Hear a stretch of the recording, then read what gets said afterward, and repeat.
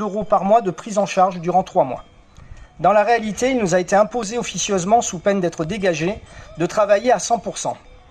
Anciens délégués du personnel et du comité d'entreprise et syndical, habitués à leurs infractions permanentes au Code du travail, avec condamnations qui se chiffrent en millions d'euros cumulés au fil des années, j'ai, dès les premières incitations malsaines suivies des menaces, procédé à ce qui me permettrait de prouver ces faits graves.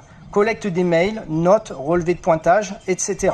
Mais également des enregistrements audio des conversations pertinentes. J'ai entamé une plainte devant le Conseil des prud'hommes d'Aix-en-Provence en mars 2021.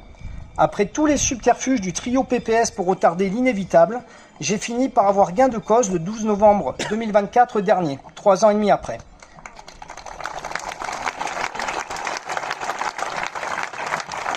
Jugement prud'homal reconnaissant 18 années de harcèlement moral, 12 années de discrimination salariale, mais surtout le travail dissimulé, la fraude au chômage partiel systémique.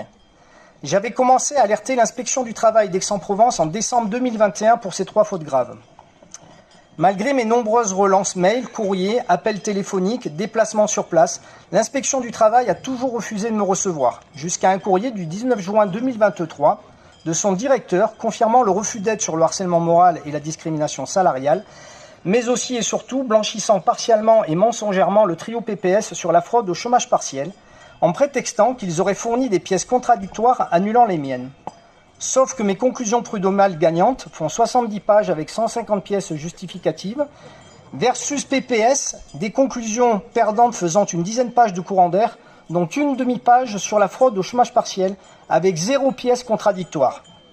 Qui serait assez stupide de ne pas présenter ces pièces justificatives s'il en avait face à un risque de reconnaissance de faits graves répréhensibles par la loi devant le Conseil des prud'hommes?